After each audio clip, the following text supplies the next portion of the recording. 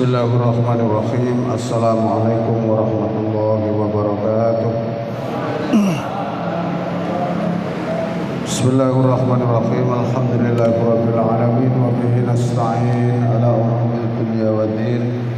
Subhanaka la ilma lana illa ma 'allamtana innaka antal alimul hakim. Rabbi shrah li sadri wa yassir li amri wahlul 'uqdatam min lisani yafqahu qawli. Amma ba'du. Bapak ibu-ibu jamaah Masjid Rodatul Falah yang dimuliakan oleh Allah Subhanahu wa taala. Pertama kita haturkan rasa syukur kehadirat Allah Subhanahu wa taala dengan mengucapkan alhamdulillahirabbil alamin.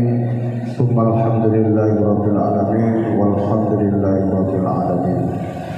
Atas semua limpahan rahmat, nikmat, hidayah, inayah kepada kita semuanya, nikmat berupa kesehatan jasmani rohani, nikmat berupa iman Islam, istiqomah melakukan kebaikan dan amal solih. Mudah-mudahan semua amal ibadah kita diterima oleh Allah Subhanahu wa taala. Yang kedua, ucapan Allahumma sholli wa sallim wa barik ala sayyidina Muhammad wa ala ali sayyidina Muhammad selalu terhaturkan kepada junjungan kita Nabi besar Muhammad sallallahu alaihi wasallam. Para jemaah sekalian, kita akan melanjutkan kajian kita pada malam hari ini, yaitu masih surat Al-A'raf ayat 24.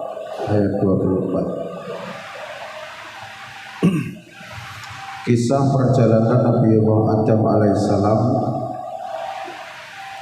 di surat 20 di ayat 23 itu, qala rabbana zalamna anfusana wa illam taghfir lana wa tarhamna lanakunanna minal khasirin. Doa ini Allah berikan kepada Nabi Adam setelah Nabi Adam diturunkan oleh Allah ke muka bumi atas sebuah kesalahan karena tidak boleh mendekati pohon khuldi, mendekati saja tidak boleh apalagi yang memakannya.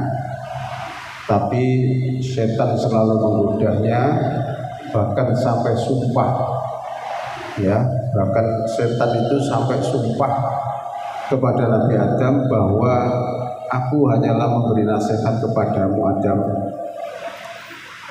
Allah melarang kamu tidak boleh makan buah khuldi itu biar kamu tidak kekal di surga, biar kamu tidak menjadi malaikat. Kalau kamu ingin kekal di surga, makan saja, karena sudah diawali sumpah. Nah, maka Nabi Adam itu percaya, ya, percaya. Lah, karena itu kemudian setelah Adam dan Hawa itu makan buah itu, lalu Allah memanggilnya, wahai Adam, bukankah aku telah mempersilahkan kamu memakan seluruh kenikmatan yang ada di surga ini? Hanya satu, wala taqrabu hadhihi syajarah. Jangan sekali-kali mendekati pohon itu. Mendekati saja enggak boleh, kamu malah makan. Lalu Nabi Adam matur, demi Allah Gusti, saya itu tidak menyangka ada seseorang hamba panjenengan yang berani mencatut nama panjenengan dengan kata wallahi, terus dia bohong. Saya tidak mengira ada orang hamba panjenengan yang berani mencatut nama panjenengan dengan kata wallahi, terus dia bohong. Itu iblis. Maka dengan sumpah itu saya termakan, sehingga saya bertaubat kepadamu ya Allah, mohon ampunan. Akhirnya hukum Allah berlaku, ya apa dam awakmu salah, awakmu ya tetap tak ngomong mudun nang bumi. Nah, gitu kan. Tapi mergo kesalahanmu itu karena baik sangkamu kepada iblis yang sumpah dengan nama aku, kamu berprasangka baik, maka awakmu turun nang muka bumi tak sangoni kalimat. Nah, gitu kan. Kalimat apa itu? Rabbana zalamna anfusana wa illam taghfir lana wa tarhamna lanakunanna minal khasirin. Wis kalimat iki wocon awakmu karo bojomu jangan maca. Nabi Adam diturunkan di kepulauan India, di Bukit Himalaya, India. Kemudian Siti Hawa diturunkan di Timur Tengah. Dan begitu kan? Ya, beratus-ratus tahun, ada yang mengatakan 100 tahun Nabi Adam meratapi dosanya, taubat itu dengan membaca kalimat Rabbana dzalamna anfusana wa illam taghfir lana wa tarhamna lanakunanna minal khasirin. Ibu Hawa juga membaca itu, Pak. Terus dibaca terus. Dunya ge ana wong loro tok ya. Ya wong loro tok ya. Adam dan Hawa itu sitok itu India, sitok itu Timur Tengah. Dolei, Pak. Adam yang dolei Hawa, Hawa yang dolei Adam dengan kalimat itu terus. Lalu diterima taubatnya dan ditemukan oleh Allah di Jabal Rahmah. Wilayahnya namanya wilayah Padang Arafah. Itulah gunung tempat pertemuan Adam dan Hawa. Makanya disebut Jabal Rahmah. Jabal itu gunung, Rahmah kasih sayang. Karena Adam ditemukan kasih sayangnya di situ. Itu ya. Yang biasanya kalau umroh atau haji pasti ziarah ke gunung itu, Pak. Napak tilasi pertemuan Adam dan Hawa. Gitu ya. Nah, sampai disakralkan. Nek guru duwe jodoh, rono juga waktu loro bisa itu boleh. Dengan harapan segera ditemukan jodohnya. Oke. Doa Nabi Adam, taubatnya Nabi Adam ini diabadikan oleh Allah di dalam Al-Qur'an. Ya kalimat ini, Pak. Maka kalimat ini sangat baik juga kita baca. Rabbana dzalamna anfusana wa illam taghfir lana wa tarhamna lanakunanna minal khasirin. Berikutnya, kemudian ayat berikutnya, qala bitu ba'dukum li ba'din adu. Qala Allah berfirman, bitu turunlah kamu, ba'dukum sebagian kalian li ba'din bagi sebagian yang lain, aduun adalah musuh. Oh, berarti kamu dengan bangsa yaitu bangsa jin yang bernama iblis telah menjadi musuh. Walakum fil ardi mustaqarrun. Bagi kalian Adam, Hawa, iblis fil ardi di muka bumi mustaqarrun tempat tinggal, wa mataun dan kesenangan hidup ilahinin sampai ajal. Kamu tempatmu di bumi, ya, dan kamu bersenang-senang di bumi sampai ajal menentukan kamu. Kalau Allah berfirman, fiha di bumi tahyauna kalian hidup, wa fiha dan di bumi pula tamutuna kalian mati, wa minha dan dari bumi pula tukhrajuna kalian dikeluarkan.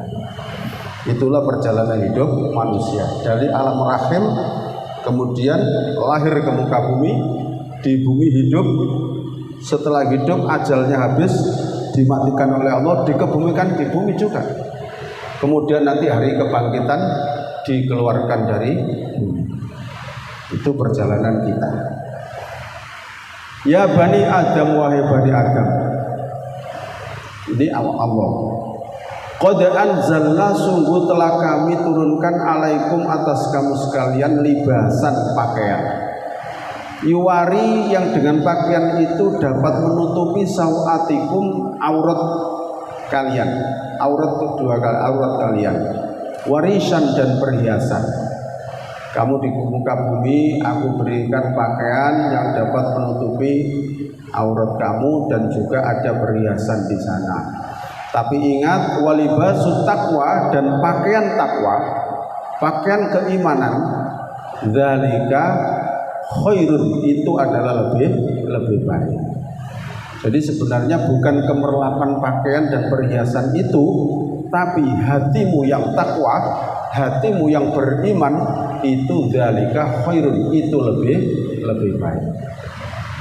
Dzalika demikian itu min ayatillahi, dari ayat-ayat Allah, la'allahum agar mereka yadzakkarun selalu mengingat akan kenikmatan Allah. Ya Bani Adam, wahai Bani Adam, La yaftinannakum, janganlah menipu kalian. Janganlah menipu kalian asyaitonu, setan. Kama akhroja, sebagaimana setan telah berhasil mengeluarkan abawaikum, kedua bapak ibu kalian, ya Adam dan Hawa. Sebagaimana setan sudah berhasil mengeluarkan Adam dan Hawa minal jannati, dari surga. Yanzi'u, dia mencabut anhuma, dari keduanya, libasahuma, pakaian keduanya, liyuriyahuma, untuk memperlihatkan kepada keduanya, sawatihima, aurat keduanya. Dimana setelah Adam dan Hawa itu makan buah khuldi itu, lalu terbuka aurat keduanya, maka Adam bergegas menutupi auratnya dengan daun-daun yang ada di surga. Terbuka kedua auratnya. Terus innahu, sesungguhnya dia setan, yarokum, dia bisa melihat kalian. Huwa, dia setan, wakobiluhu, dan kelompoknya, min haitsu, dari mana saja, la tarawnahum, yang kalian tidak bisa melihat. Coba bayangkan, Allah sudah mengatakan bahwa setan itu adalah musuh kita. Setan itu aduun mubin. Setan itu musuhmu yang nyata, wahai manusia. Terus ditegaskan oleh Allah, sesungguhnya dia setan itu bisa melihat kamu dari arah mana saja, dan kamu tidak bisa melihat mereka. Ini kan sulit, Pak. Musuh tapi gak kelihatan. Nek musuh itu kelihatan kan gampang. Misalnya dipukul sebelah sini kan ngeles rene, dipukul kene ngeles rene. Loh, setan ini musuh yang tidak tahu, Pak. Mereka bisa melihat kita, kita tidak bisa melihat mereka. Iki dipikir secara rasional, kita pasti kalah. Kita pasti kalah, wong kita nggak bisa melihat kok, nggak bisa melihat dia, dia bisa melihat kita, ya pasti kalah. Andai kan setan itu kepengen jendol awak dewe, ya awak dewe kayak sebales, moro-moro jerongkokno gitu misalnya, ya juga pasti terjadi. Dan kita mau balas kemana, nggak bisa melihat. Nah gitu, Pak.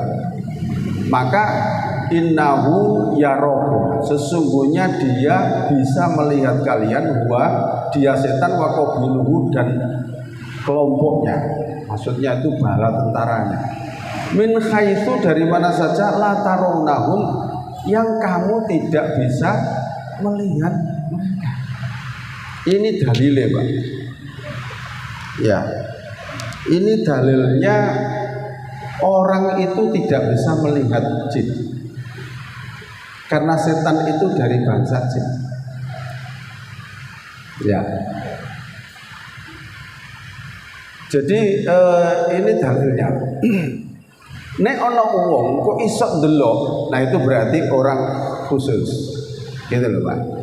Jadi Allah itu bicara secara umum. Ada orang-orang tertentu yang diberikan kelebihan oleh Allah, itu namanya fadl, kelebihan yang diberikan oleh dia karena bacaan-bacaan tertentu, sehingga Allah memberikan kelebihan kepadanya bisa melihat bangsa jin. Nah, tapi secara umum tidak bisa, gitu, Pak. Secara umum tidak bisa. Bisa berkomunikasi dengan jin. Ya, bisa berkomunikasi dengan jin, kecuali orang yang diizinkan oleh Allah bisa melihat. Seperti siapa? Rasulullah. Rasulullah itu ya diperlihatkan, Pak, alam-alam gaib. Ya, diperlihatkan semua.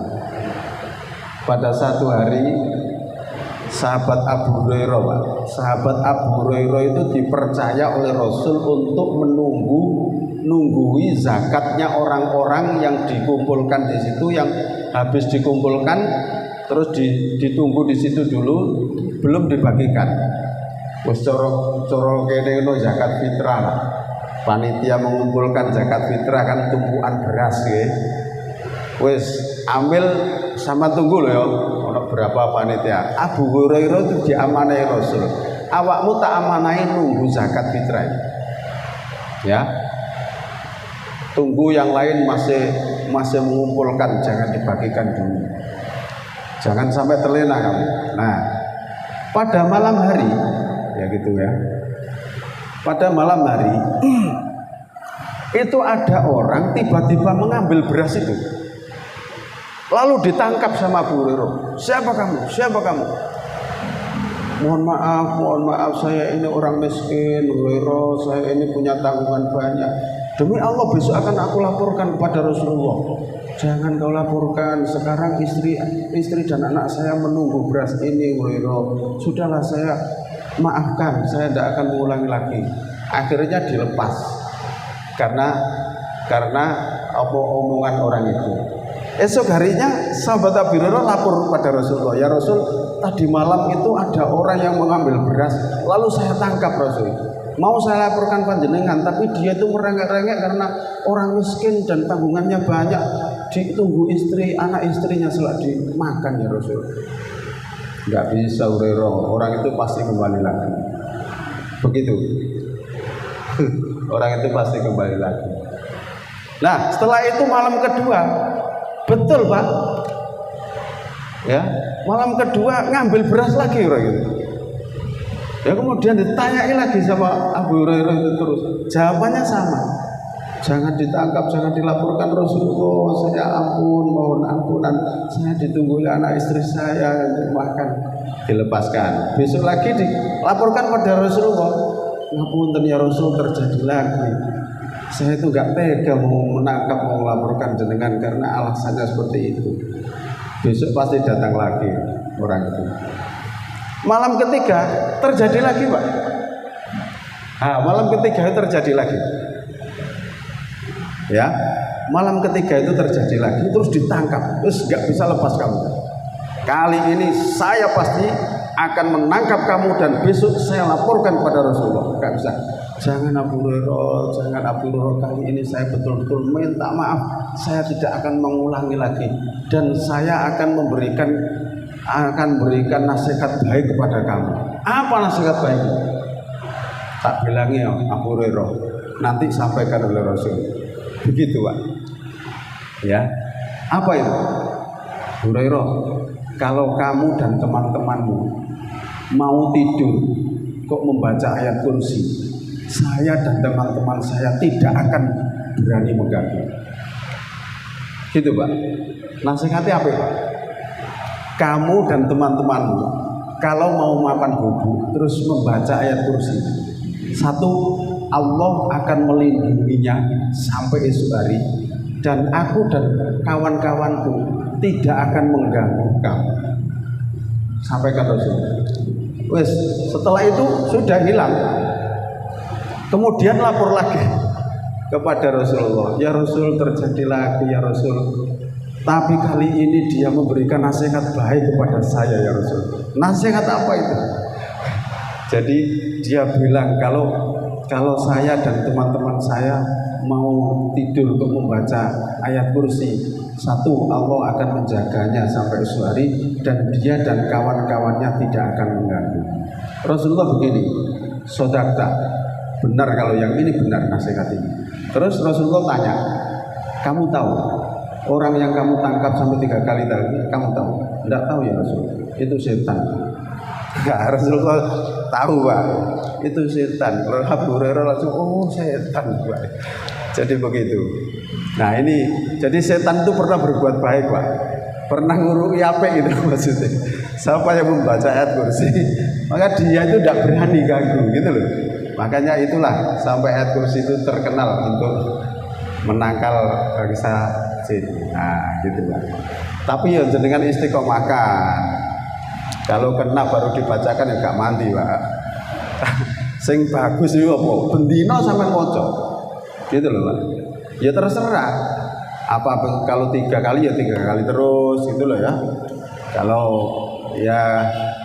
Kalau saya tak gandeng dengan setiap setelah sholat.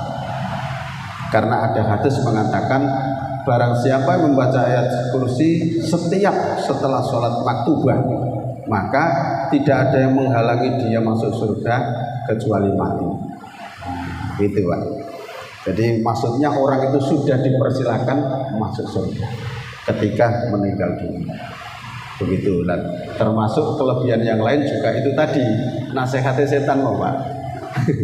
Nasihatnya setan. Jadi setan pernah berbuat baik. Dibener Rasulullah ya.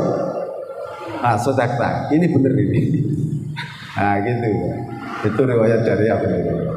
Jadi secara umum kita ini kalah Pak. Wong dia bisa melihat kita nggak bisa melihat dia. Terus dia itu musuh kita, kan begitu kan?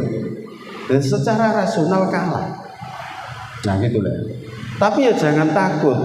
Wong hidup di dunia ini yang mengendalikan Allah, kan begitu kan? Ya selama kita menjalankan perintah-perintahnya ya pasti dilindungi oleh Allah. Gak usah takut Pak, gak usah khawatir. Kita ini punya Allah, kan gitu. Jadi innahu sesungguhnya dia setan yarakum dapat melihat kalian huwa dia wa qabiluhu dan kelompoknya bala tentaranya min haitsu dari mana saja la tarunnahum yang kamu tidak bisa melihat mereka. Inna sesungguhnya ja'alna kami jadikan asyayatina setan-setan itu auliya'a pelindung atau pemimpin lilladina bagi orang-orang yang la yu'minuna mereka tidak beriman. Jadi setan itu dijadikan oleh Allah pelindung atau pemimpin-pemimpin bagi orang-orang yang tidak beriman. Orang yang beriman pelindungnya pasti Allah, kan begitu loh Pak. Kalau orang tidak beriman berarti dia pasti minta perlindungan kepada setan, pada iblis dan lain sebagainya. Itu. Ya. Ya sama saja dengan orang yang tidak beriman minta kekayaan ya, ke Gunung Kawi dan lain sebagainya, muja-muja, golek pesugihan. Karena pelindungnya ya setan itu. Bagi orang yang beriman ya Allah sebagai pelindung. Wa idza fa'alu dan apabila mereka berbuat melakukan fahisyatan kekejian, kejelekan, keburukan, qalu mereka berkata wajadna kami temui alaiha atas perbuatan ini abaana dari bapak-bapak kami. Wallahu dan Allah amarona menyuruh kami biha dengan berbuat itu. Kul katakanlah Muhammad innallaha sesungguhnya Allah la ya'muru dia tidak menyuruh, tidak memerintahkan bil fahsya'i dengan perbuatan keji. Ataquluna pantaskah kamu mengatakan Allahi atas Allah ma la ta'lamun sesuatu yang tidak kalian ketahui. Jadi orang-orang ini yang ini Pak wa idza fa'alu ini ditujukan kepada orang-orang kafir Quraisy Mekah yang mereka menyembah berhala itu ya. Maka ketika ditegur itu dia mengatakan qalu wajadna 'alaiha aba'ana. Loh Muhammad, kami melakukan seperti ini itu karena kami temukan dari bapak-bapak kami gitu loh. Ya. Karena aku temukan dari bapak-bapak kami. Wallahu amarona biha dan Allah yang menyuruh bapak-bapak kami untuk berbuat seperti ini begitu. Orang kafir Quraisy itu. Maka Nabi Muhammad disuruh menyampaikan kul sampaikan Muhammad innallaha la ya'muru bil fahsya. Tak kandhani wong kafir Quraisy Allah itu tidak pernah menyuruh berbuat fahsya keji, tidak pernah. Ataquluna 'alallahi ma la ta'lamun. Kok wani-wanine awakmu mengatakan itu dari Allah malah ta'lamun padahal kamu tidak mengetahui. Kalau kamu menyembah berhala itu diperintah Allah, mana Allah tidak pernah menyuruh begitu. Itu. Ini untuk orang kafir Quraisy. Ya juga untuk ketiga. Kul katakan lagi Muhammad amaro telah memerintahkan Robbi Tuhanku bil qisti untuk berbuat adil. Wa aqimu dan supaya dia itu menghadapkan wujuhakum wajah-wajah kalian inda kulli masjidin di setiap masjid yaitu maksudnya ibadah itu di masjid, bukan kepada berhala-berhala.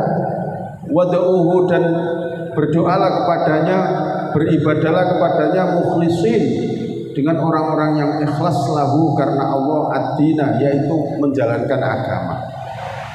Ya, menjalankan agama. Kama bada'akum, sebagaimana Allah menciptakan awal kalian, ta'uduna, kalian nanti akan dikembalikan, diciptakan seperti awal. Gitu. Fariqon, sebagian dari mereka orang-orang kafir Quraisy ada Allah memberikan petunjuk, beriman, mengikuti ajakan Nabi Muhammad. Wa fariqon, dan sebagian haqqo alaihimud dhalalah, dia masih tetap dalam kesesatan. Innahum, sesungguhnya mereka, ittakhadhu, mereka menjadikan asyayatina, syaitan-syaitan, awliya'a, pelindung-pelindung, min dunillahi, dari selain Allah. Wa yakhsabuna, dan mereka mengira annahum, sesungguhnya mereka muhtadun, orang-orang yang mendapat petunjuk. Jadi mereka mengira bahwa mereka menyembah berhala-berhala itu mendapat petunjuk. Ya, petunjuk dari mana? Dari bapak-bapak mereka. Bapak-bapak mereka dari mana? Ya, katanya disuruh Allah. Padahal itu salah. Nah, itulah orang kafir Mekah, Quraisy Mekah, orang jahiliyah itu menolak kebenaran itu seperti itu. Yang dijadikan dalil hanyalah, ya kami melakukan begini ini, kami tahu dari bapak-bapak kami, ini warisan dari bapak kami. Begitu. Dan orang yang lain juga begitu. Oleh gembosi dakwah Nabi Muhammad itu. Ojo ngandel ajakannya Muhammad, bohong itu, tukang sihir. Sing bener ya, yang sudah dari mbah-mbah kita ini, begitu loh. Enggak usah mau kamu. Ya, tapi sebagian ada yang beriman, sebagian masih tetap ada yang kafir. Gitu, ya. Ya, sekarang kan ya masih ada tau orang-orang yang meyakini begitu-begitu itu, ya. Katanya ini dari mbah-mbah dulu seperti itu kok. Ini enggak nglakoni ngono wedi ngono balak teko. Ya, sama seperti itu, Pak. Jadi hendaknya kita sudah bisa meninggalkan hal-hal yang seperti itu. Itu. Ya, insya Allah sedikit-sedikit sudah terkikis lah seperti itu, ya. Seperti itu. Ada yang ditanyakan, monggo. Oke, monggo, Pak. Assalamualaikum warahmatullahi wabarakatuh. Salam. Tanya Pak Ustaz, orang hidup di dunia itu tidak luput dari dosa, karena kena godaan setan, itu yang satu. Terus yang kedua itu seperti Nabi Adam itu sudah enak di surga, jadi kena godaan setan akhirnya dia keluar di dunia. Satu lagi, tapi kenapa ya Tuhan itu mengizinkan iblis itu menggoda manusia, padahal Tuhan itu menguasai semuanya. Terima kasih Ustaz. Terima kasih. Oke, terima kasih. Jadi betul, semua orang ini tidak bisa luput dari dosa. Pasti berbuat dosa yang namanya manusia. Gitu, guys. Makanya kita selalu beristighfar kepada Allah. Nabi Muhammad saja dalam hadis itu, Nabi Muhammad itu kan orang sudah dijamin masuk surga. Wus, jamin. Tapi Nabi Muhammad itu dalam satu harinya tidak kurang, ada dua riwayat. Riwayat pertama mengatakan tidak kurang dari 70 kali beristighfar, mohon ampunan kepada Allah.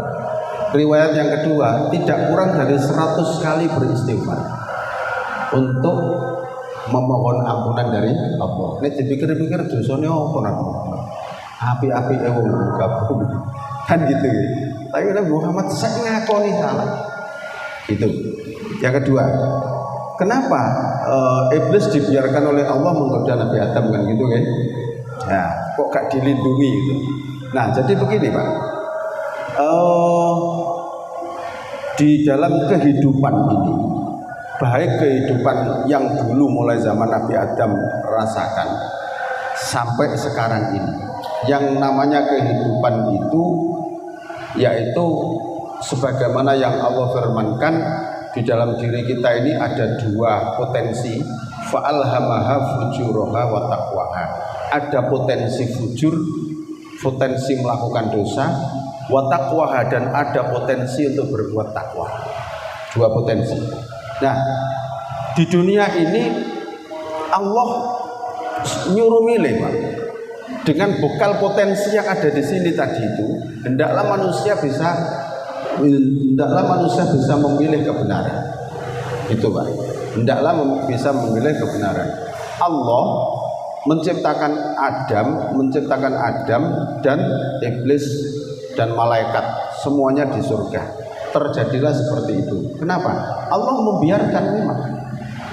Allah membiarkan. Jadi biar terjadi satu alamiah. Orang itu karena sudah diberi pikiran, karena sudah diberi hati, maka dengan godaan itu dia bagaimana bisa memilihnya, kan begitu.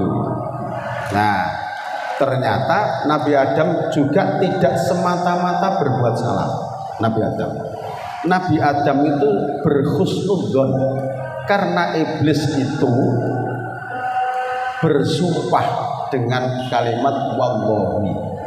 Nah, dengan kalimat wallahi itu akhirnya Nabi Adam berbaik sangka begini, gak mungkin iblis sing wis lebih dulu di surga dan juga dia beriman. Waktu itu masih beriman iblis, Pak. Waktu itu masih beriman, sama-sama malaikat. Gak mungkin bohong. Jadi saya yakin dia itu benar. Gitu, Pak. Saya yakin dia benar. Nah, karena persangkaan ini yang menyebabkan Adam jadi salah, kan gitu. Nah, karena Adam salah bukan semata-mata kesalahan Adam, karena semata-mata persangkaan baiknya sumpah yang diucapkan iblis, maka Allah nyangoni kalimat Rabbana dzalamna tadi anfusana wa illam taghfir lana wa tarhamna lanakunanna minal khasirin. Jadi dunia itu memang kehidupan itu seperti itu, Pak. Ya.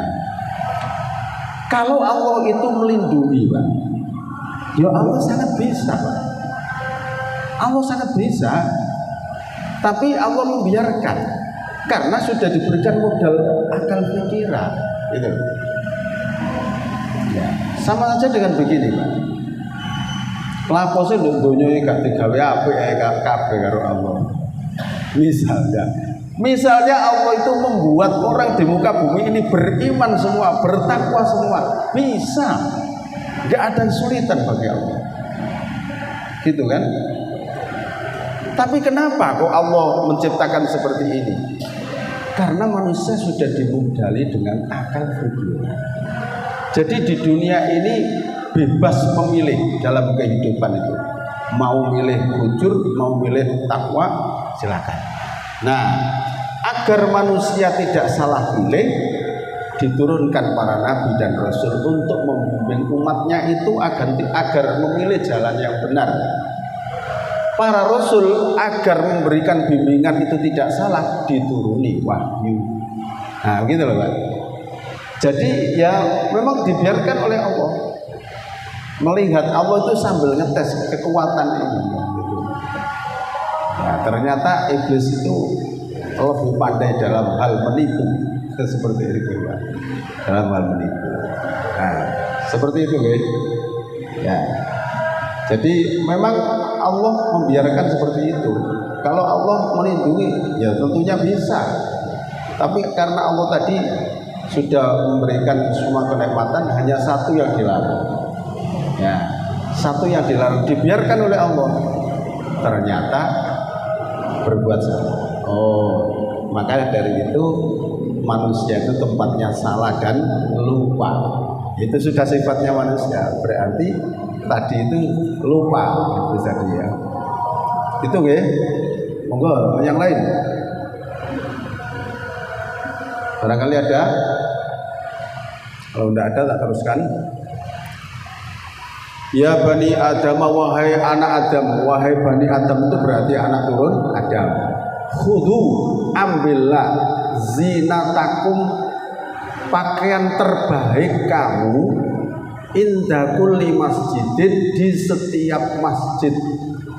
Wakulu, dan makanlah kalian, washrobu, dan minumlah kalian, wala tusrifu, dan jangan kalian berbuat berlebihan. Innallaha sesungguhnya Allah la yuhibbu dia tidak menyukai al-musrifin orang-orang yang berlebihan. Ayat ini diturunkan kepada orang-orang jahiliyah, Pak. Orang-orang jahiliyah itu di kanan kiri Ka'bah itu dipenuhi dengan patung-patung. Kemudian membuat tradisi lagi, Pak. Wong jahiliyah itu, Pak, kalau tawaf itu di malam hari. Kalau tawaf itu di malam hari terus dengan telanjang. Itu orang jahiliyah, Pak. Kalau tawaf itu malam hari, pokoknya jam 12 bengi. Kemudian dengan telanjang, gak ada nganggo pakaian lanang wedok. Ya apa jenenge? Padahal itu tawaf mengitari Ka'bah. Itu katanya biar diterima oleh Allah. Jadi kita menghadap kepada Allah itu tidak membawa apa-apa, tidak membawa sehelai pakaian pun. Jadi dia tawaf dengan wudu. Dengan wudu. Saya pernah dengar itu ada aliran itu yang kalau sholat tengah malam juga nggak pakai pakaian. Saya pernah dengar cuma sudah lama itu. Membuat aliran apa? Masuk melodi. Nah akhirnya turun ayat ini, ya Bani Adam, wahai Bani Adam, kandhane Muhammad anak Adam itu, khudzu zinatakum inda kulli masjidin. Pakailah pakaian terbaikmu ketika kamu itu masuk masjid. Loh, gini loh, Pak. Ini dalilnya kalau kita itu mau ke masjid hendaklah berpakaian yang bagus. Ya, hendaklah berpakaian yang bagus. Yang bagus itu ya maksudnya layak dipandang gitu loh, Pak. Ya. Oh, kadang-kadang ya pakaian yang paling bagus ketika di masjid itu kan pakaian putih. Kan begitu kan? Terus dheweke nganggo baju putih terus. Jarene itu tak baju putih terus loh, kan sunahnya begitu. Iya tapi warna putihnya wis lusuh kayak lemah sing wae. Ya, maksudnya di sini adalah kalau kamu ke masjid itu pakailah pakaianmu yang indah kulli masjidin. Nah, begitu ya. Kalau ketika kamu masuk masjid, pakaian yang rapi, yang sopan, nah gitu. Nah, kalau bisa itu ya di sini kan karena banyak musafir ya, kadang-kadang terjadi. Kalau bisa itu jangan pakai kaos yang ono tulisannya sponsor lah. Kasihan belakangnya, Pak. Iya kan? Terus belakangnya khusuk bareng buka sponsor kopi gelade. Yo. Salat akhirnya malah mau sponsor wow. Ini mengganggu kehusukan belakangnya, Pak.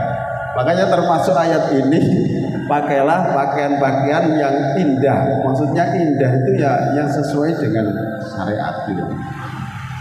Jangan pakaian-pakaian yang ono batiknya tapi batik makhluk, berwujud makhluk, itu juga tidak boleh, Pak. Gitu ya. Batik biasa, batik Solo gak masalah. Itu ya. Ini kita disuruh ke masjid itu berpakaian yang rapi dan sopan gitu loh, Pak.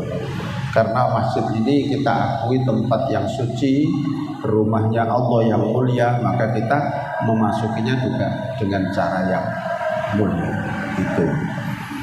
Itu ayat ini turun ya goro-goro wong kafir Quraisy mengadakan tradisi tawaf di tengah malam dengan telanjang tadi itu. Terus turun ayat itu. Terus yang berikutnya kulu washrobu. Kita ini disuruh makan, Pak, dan disuruh minum. Jadi kalau Al-Quran tuh makan dulu, Pak, baru minum, Pak.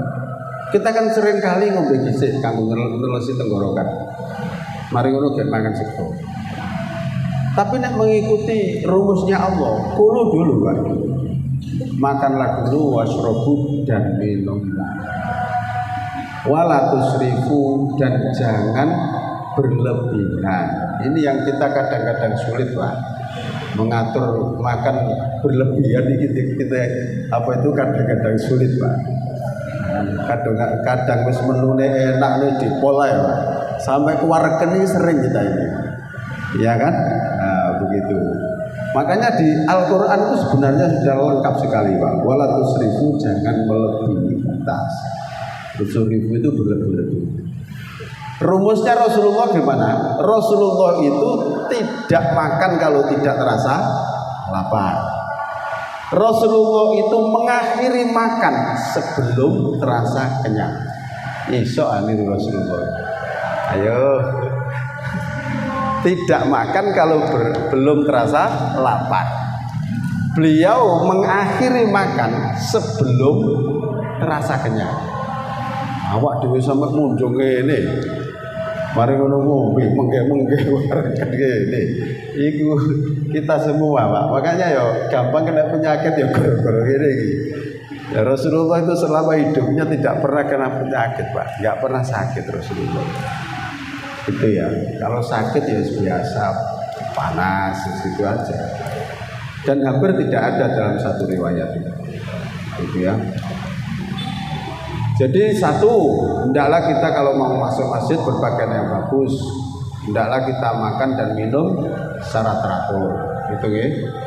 Innahu, sesungguhnya dia Allah la yuhibbu, dia tidak menyukai al-musrifin, orang-orang yang melampaui batas atau berlebihan. Segala sesuatu kalau berlebihan memang pasti tidak bagus, Pak. Pasti tidak bagus. Ya, makanya semuanya itu ada aturannya.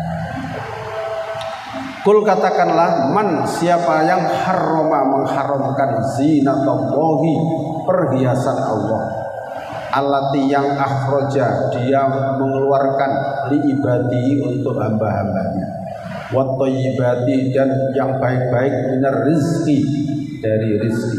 Kul, katakanlah, dia pakaian-pakaian yang baik dan makanan-makanan yang baik berupa rizki itu lilladzina amanu, diperuntukkan untuk orang-orang yang beriman, fil hayatid dunya, dalam kehidupan dunia, kholisotan, terutama yaumal kiamati, makanan-makanan dan pakaian itu nanti pun juga dihidangkan oleh Allah pada hari kiamat. Jadi apa yang kita makan di dunia ini besok juga dihidangkan lagi oleh Allah di akhirat, tapi tentunya dengan rasa yang jauh berbeda. Nah gitu kan, dengan rasa yang jauh berbeda. Itu bedanya dunia dengan akhirat. Kadzalika, demikian itu, nufassilu, kami menjelaskan al-ayati, ayat-ayat, liqaumin, bagi kaum ya'lamun, yang mereka mengetahui. Nah, jadi itulah tatanan dari Allah Subhanahu wa Ta'ala. Dalam tata kehidupan selalu diatur oleh Allah. Itu ya, tidak ada yang ditanyakan? Monggo kalau ada, kalau tidak ada ya kita akhiri. Sampai ayat berapa ini? Sampai ayat 32 ya. 32. Semoga yang kita kaji bersama bermanfaat, bisa menjadikan tambahnya ilmu pengetahuan kita, seiring dengan tambahnya ketebalan iman dan ketakwaan kita kepada Allah Subhanahu wa Ta'ala. Kita akhiri dengan doa majelis. Subhanakallahumma bihamdika, asyhadu an la ilaha illa anta, astaghfiruka wa atubu ilaik. Alhamdulillahirabbil alamin. Assalamualaikum warahmatullahi wabarakatuh.